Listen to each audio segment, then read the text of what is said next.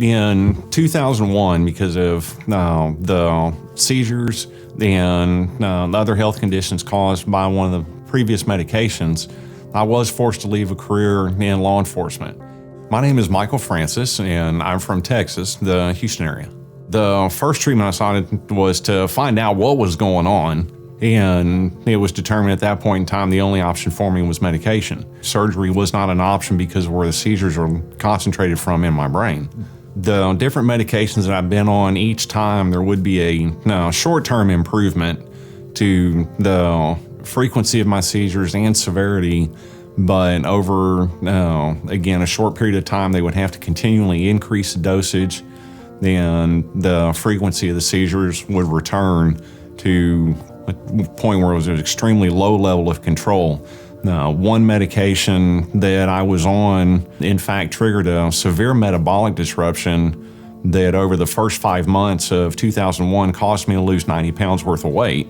The lack of seizure control and that weight loss were the two contributory factors that forced me to leave my career in law enforcement and return to school. I was spending so much time running into barriers, dealing with different doctors. I kept looking for something else.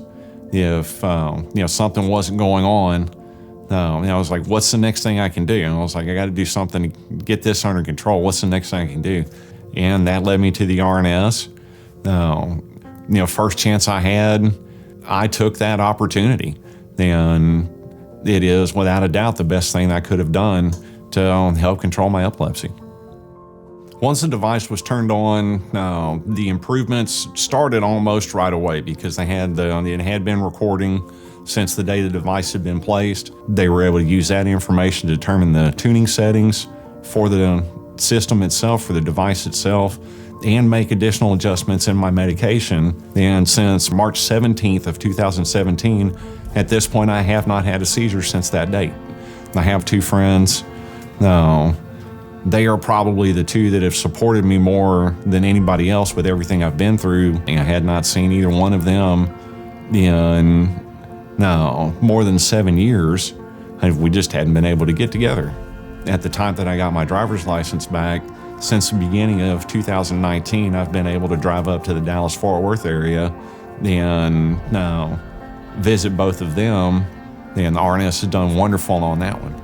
The most excitement for my future comes from the fact that I can seek a long-term career.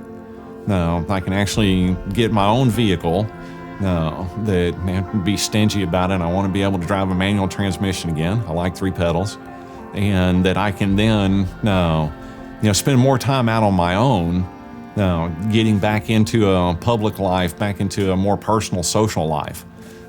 That's what I'm looking forward to more than anything else.